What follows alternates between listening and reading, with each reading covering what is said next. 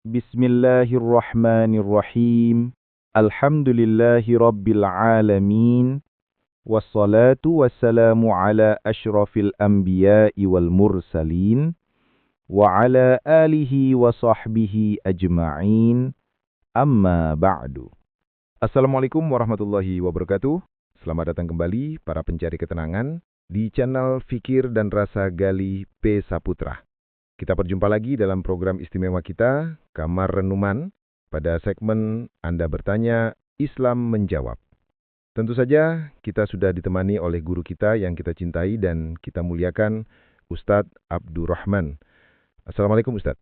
Waalaikumsalam warahmatullahi wabarakatuh.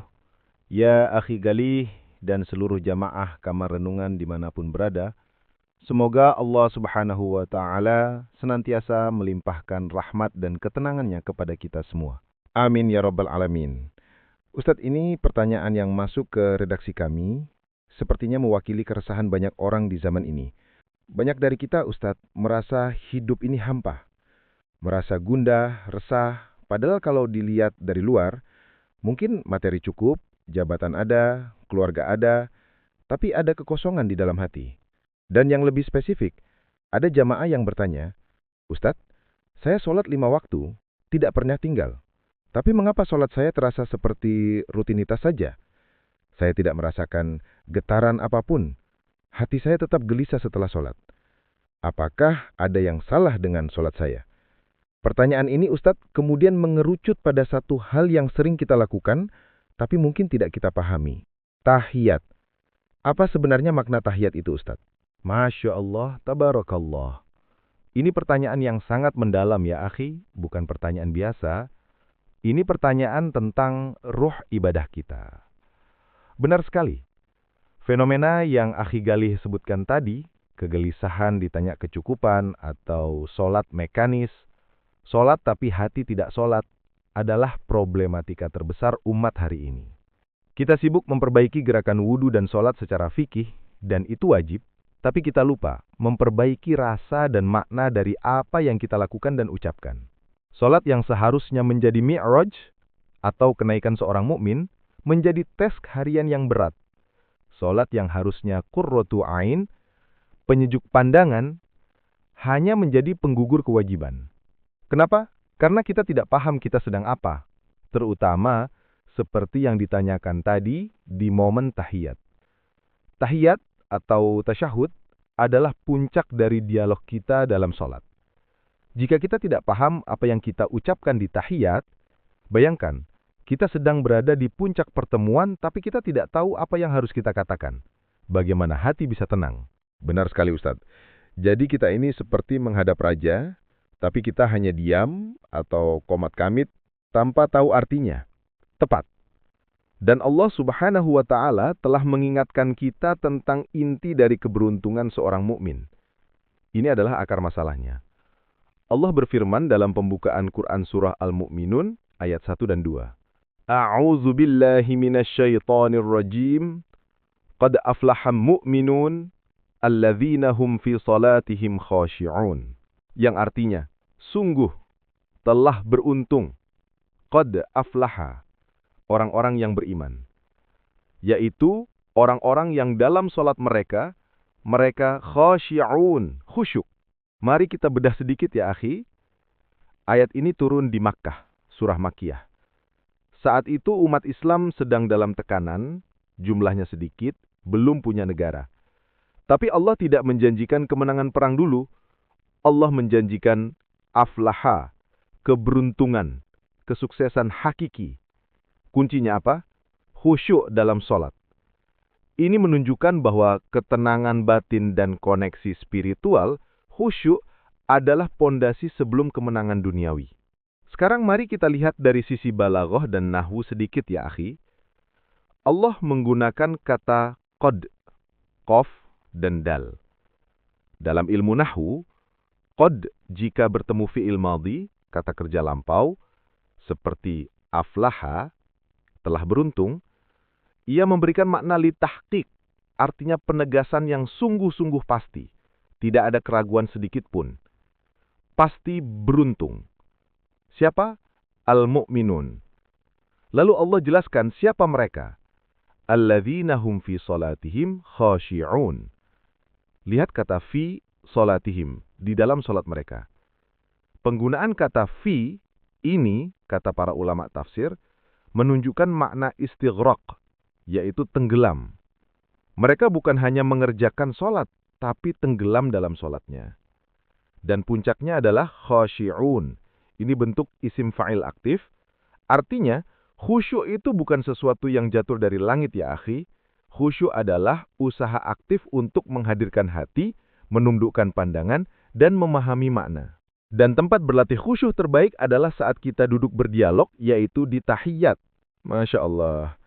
Jadi khusyuk itu diusahakan, dan salah satu caranya adalah memahami dialog di tahiyat itu ya Ustadz. Tepat sekali. Sekarang kita masuk ke inti tahiyat. Bacaan tahiyat ini ya akhi, bukanlah karangan manusia. Ini adalah wahyu. Tapi bukan wahyu dalam bentuk Al-Quran.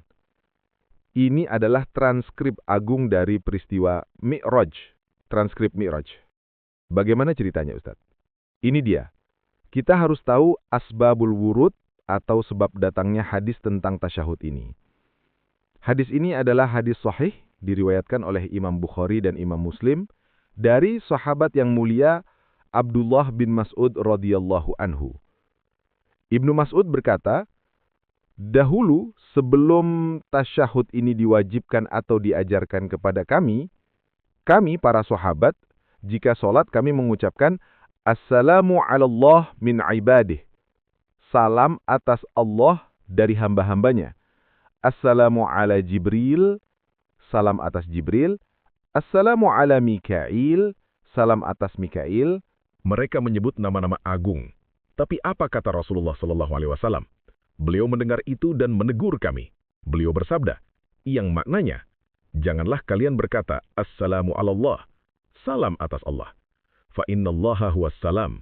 Karena sesungguhnya Allah, dialah as-salam, sumber keselamatan. Ini adab yang luar biasa. Allah itu as-salam, dia sumber kebamaian. Kita tidak mendoakan salam untuk Allah, kita meminta salam dari Allah. Allah tidak butuh didoakan selamat, dialah yang maha selamat. Lalu Rasulullah SAW bersabda, akan tetapi, jika kalian duduk, ucapkanlah, At-tahiyyatu lillah, wassalawatu wa tayyibat, dan seterusnya. Ini adalah bacaan yang diajarkan langsung oleh Rasulullah SAW yang beliau terima. Dan para ulama seperti Imam Ibnu Hajar al-Asqalani dalam kitab Fathul Bari, Syarah Sahih Bukhari, menjelaskan riwayat lain yang menceritakan bahwa bacaan ini adalah gema dari dialog di Sidratul Muntaha. Dialog seperti apa itu Ustaz? Saat Rasulullah SAW Mi'raj, sampai di Sidratul Muntaha, beliau menghaturkan pujian tertinggi kepada Allah Subhanahu wa taala. Beliau tidak berkata, Assalamualaikum pada Allah, karena Allah adalah Assalam. Beliau mengucapkan, At-tahiyyatu lillah wal mubarakatus wassalawatu wat tayyibat. Ini adalah ucapan Nabi Muhammad SAW kepada Allah.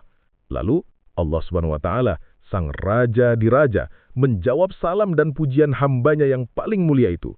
Allah menjawab, Assalamu alayka ayyuhan nabiyyu wa rahmatullahi wa barakatuh. Ini jawaban Allah kepada Nabi. Mendengar jawaban yang begitu mulia, apa yang dilakukan Rasulullah SAW? Beliau tidak egois. Beliau tidak menyimpan keselamatan itu untuk dirinya sendiri.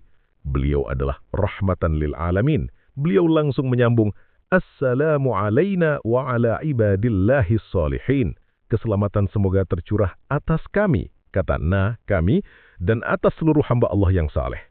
Dialog agung di tempat tertinggi ini disaksikan oleh para malaikat.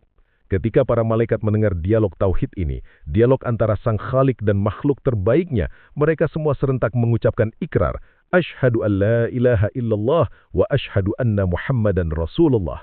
Sebagian riwayat menyebut abduhu wa rasuluh. Subhanallah ya akhi.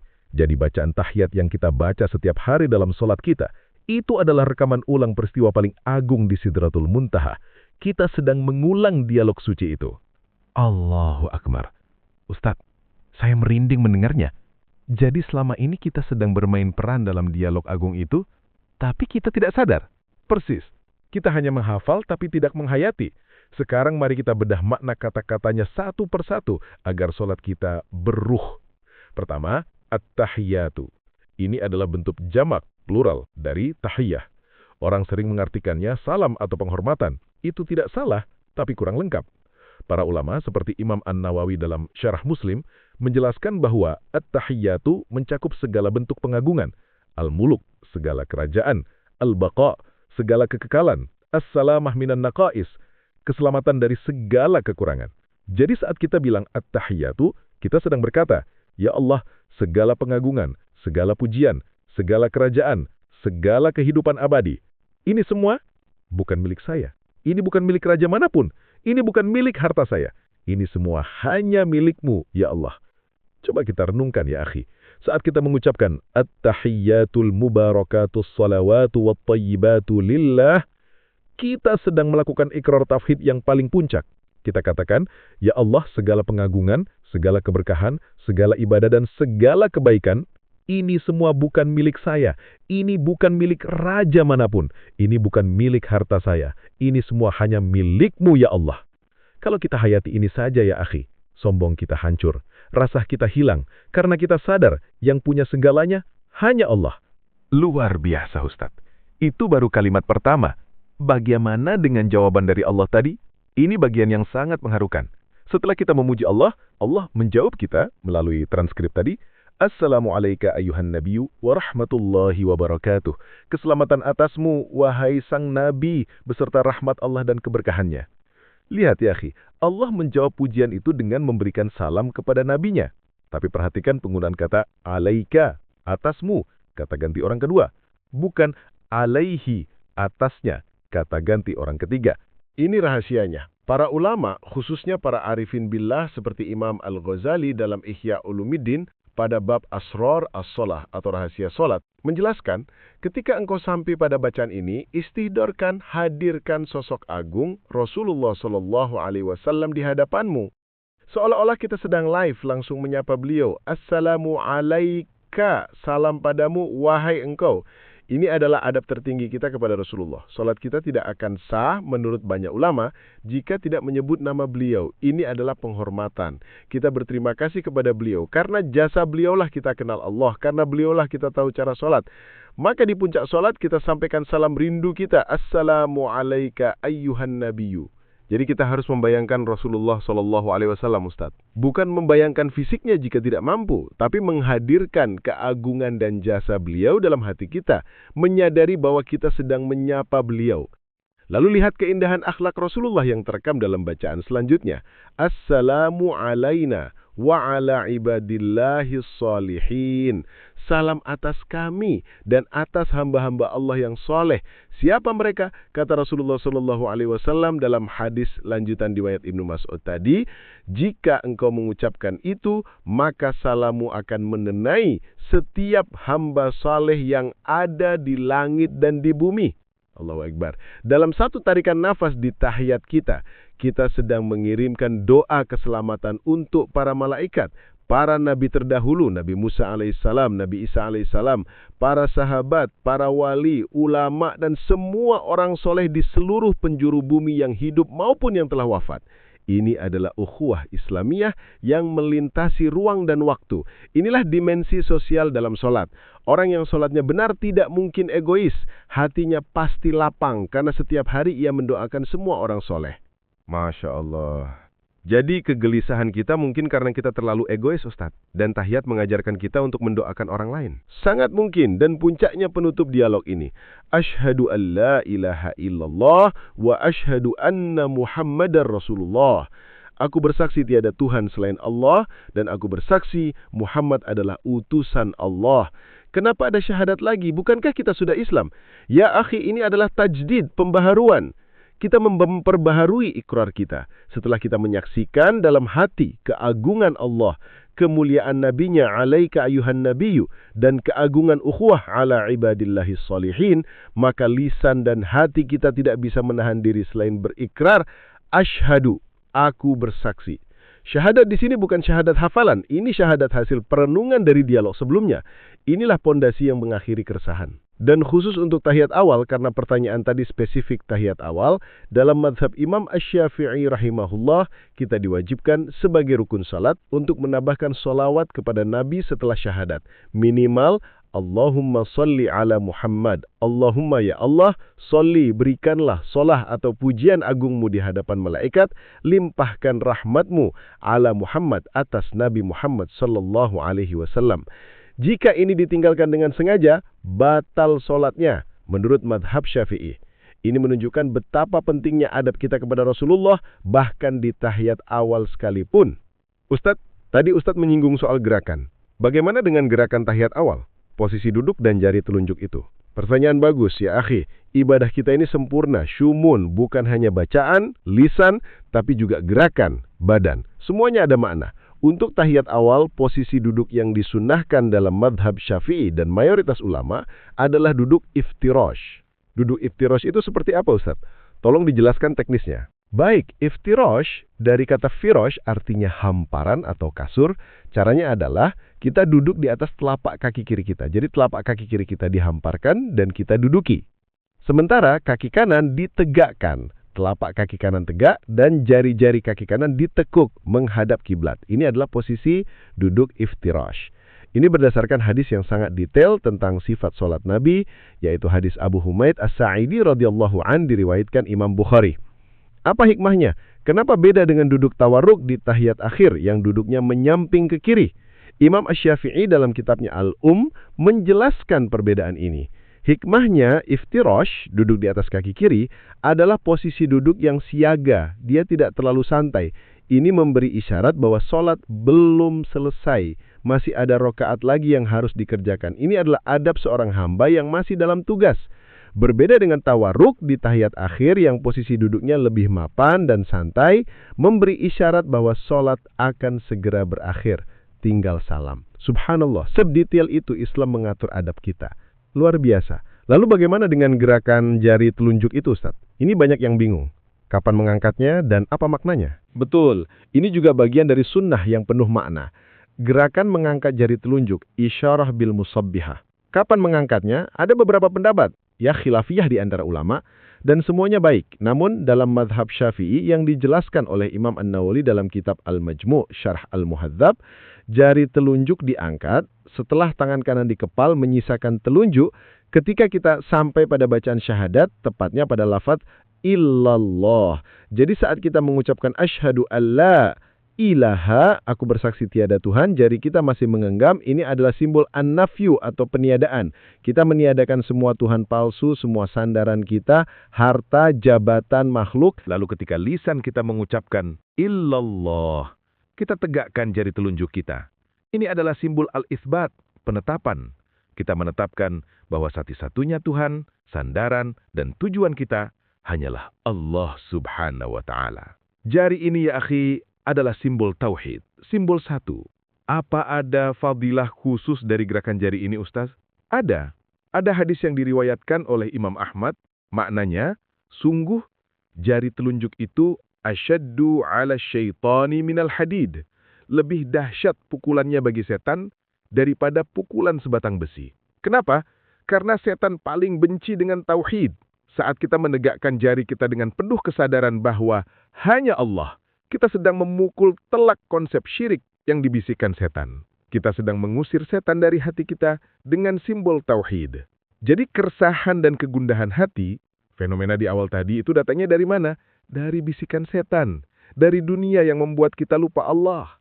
Maka saat tahiyat, kita pukul setan itu dengan jari tauhid kita. Kita usir dunia dari hati kita. Dan kita tegaskan, La ilaha illallah.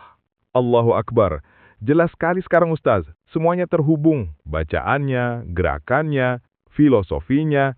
Ini semua adalah paket lengkap untuk mengobati keresahan hati kita. Tepat ya akhi. Inilah yang dirangkum oleh Hujjatul Islam Imam Al-Ghazali rahimahullah dalam kitab Ihya'ul Ulumiddin. Beliau saat membahas rahasia solat, intinya adalah hudurul qalb, hadirnya hati. Imam Al-Ghazali memberi kita tips praktis. Beliau berkata, kira-kira maknanya, jika engkau bertakbir, hadirkan keagungan Allah. Jika engkau ruku', hadirkan kerendahanmu. Jika engkau sujud, hadirkan kehinaanmu di hadapan kemuliaannya. Dan jika engkau tasyahud atau tahiyat, kata beliau, hadirkan dalam hatimu bahwa engkau sedang mengulang dialog mulia di Mi'raj. Hadirkan Rasulullah Sallallahu Alaihi Wasallam saat engkau menyapanya. Assalamu alayka ayyuhan nabiyyu. Dan yakinilah bahwa Allah sedang memandangmu dan salammu itu sampai kepada nabinya. Dan hadirkan seluruh orang soleh saat engkau berdoa ala ibadillahis solihin. Inilah solat yang berruh. Solat yang bukan lagi sekedar gerakan fisik. Ini adalah solat yang menjadi silah atau sambungan nyata antara hamba dengan Robnya. Ustaz, sebagai penutup, apa hikmah agung dan pelajaran besar yang bisa kita tarik untuk muhasabah kita malam ini? Ya akhi Galih dan seluruh jamaah kamar renungan, pelajaran terbesarnya adalah jangan pernah meremehkan satu kata pun dalam solat kita. Keresahan hidup yang kita alami, kegundahan hati yang tidak kunjung usai, padahal kita sudah solat, boleh jadi bukan karena solatnya yang salah, tapi karena kita solat dengan jasad tanpa ruh. Kita solat, tapi kita tidak memahami apa yang kita katakan kepada Allah Subhanahu wa Ta'ala. Tahiyat awal mengajarkan kita 3 pilar ketenangan. 1. Tauhid murni. At-tahiyatu lillah, mengembalikan segala keagungan hanya pada Allah. Ini melepaskan kita dari beban dunia. 2. Cinta Rasul atau adab. Assalamu alayka ayyuhan nabiyyu, mengikat hati kita pada suri tauladan terbaik. Ini memberi kita arah hidup. 3. Kepedulian sosial atau ukhuwah. Assalamu alayna wa ala ibadillahis salihin. Menyadarkan kita bahwa kita tidak hidup sendiri. Ini menghilangkan ego dan kesempitan hati. Maka, mari kita tutup perenungan ini dengan muhasabah. Coba kita tanyakan pada diri kita masing-masing. Sudah berapa puluh tahun aku sholat? Saat aku tahiyat, apakah hatiku benar-benar sedang berdialog dengan Allah? Atau jangan-jangan pikiranku masih di pasar, masih di kantor, masih memikirkan cicilan? Saat aku mengangkat jari telunjukku, apakah aku benar-benar mengusir setan?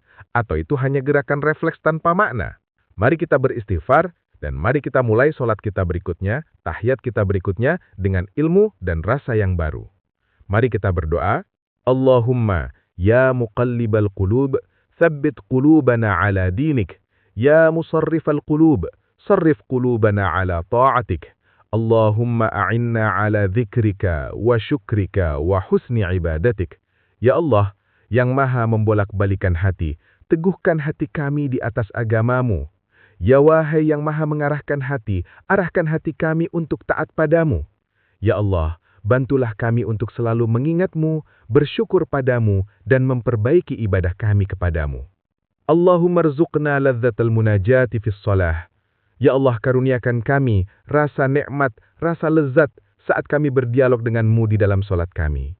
Rabbana atina fid dunya hasanah wa fil akhirati hasanah wa qina adzaban nar. Wa sallallahu ala nabiyyina Muhammad wa ala alihi wa sahbihi wa sallam. Walhamdulillahi rabbil alamin.